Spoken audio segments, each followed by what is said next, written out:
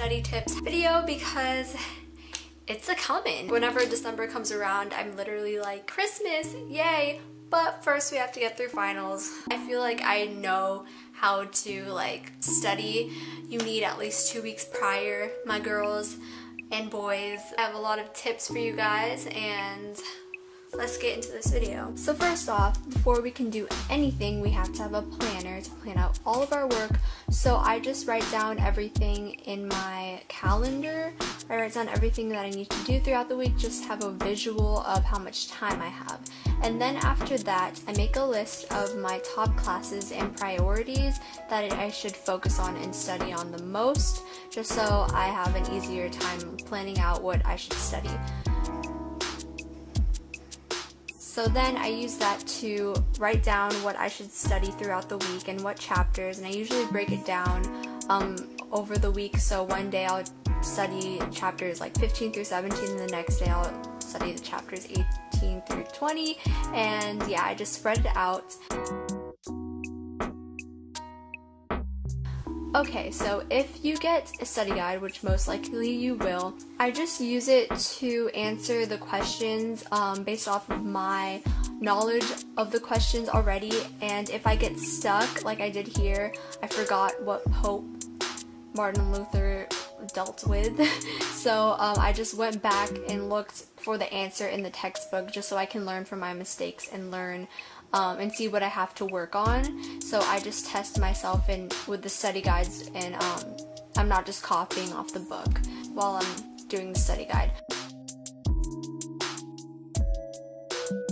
Before I study, I like going through the book and looking at the topics and titles and just familiarizing myself with the subjects, and I like looking back at summaries just so I know what I need to work on, and I just read that, and I also go through my notes just to highlight and see key topics from chapters and just to remember and review so I know what to make like my flashcards on. So I study differently for each topic. For history, I don't like using flashcards. I fold a piece of paper instead into 6 equal sections and then write topics inside of the 6 different sections just to save paper, you know. So I write the title at the top, and then my subjects are kind of vague because there's a lot of like cause and effects for history and a lot of leaders for different countries, so it gets confusing at times. So I just like using this method to have like different related sections, you know,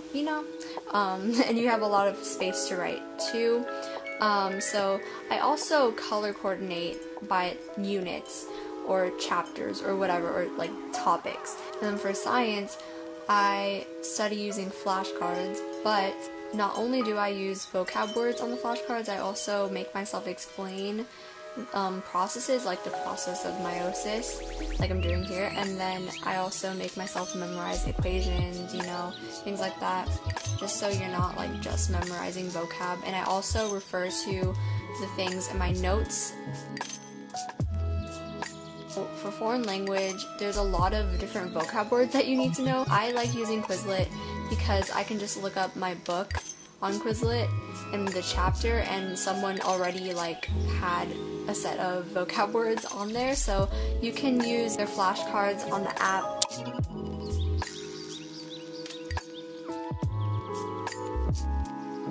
There's also like learning games, so they make you type in a word in your foreign language, and it just gets you to get in your head and get the spelling in your head too.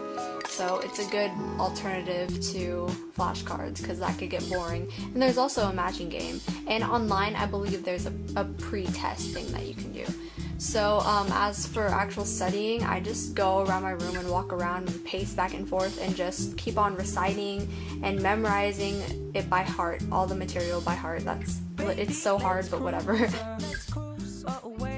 Is once you're done studying, just to make sure that you know the material and you actually like can handle a test, I recommend doing the tests at the end of like your chapters or something, just to review, or any practice questions. So another thing I like doing is Crash Course. This is a YouTube channel by John Green and his brother, and they do like history sessions, I know they do science. I don't know about math, maybe they do, but it's just a good visual, and it's good to hear things from a different person's perspective. So this is really helpful.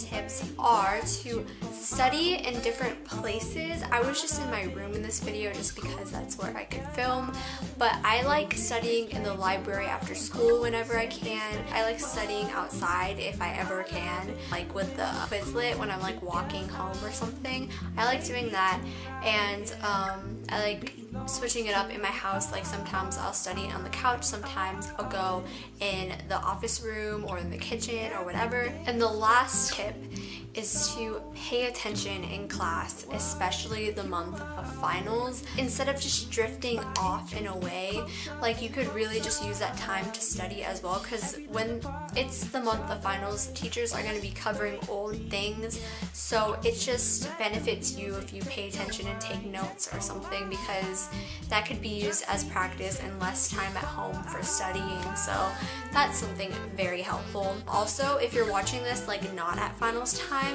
taking good notes and actually reading the material like throughout the semester rather than cramming everything in at the end when it's finals just makes it easier, because whenever like finals comes around for me now, like I'm just like, wait, this isn't even that stressful because I made sure I was studying for like tests and unit tests and tests before the actual final. So I was like, I'm like fine with the material because I actually understand it, you know? So yeah, that is all for this video. I hope you guys like got help from this, and let me know how you guys do in finals.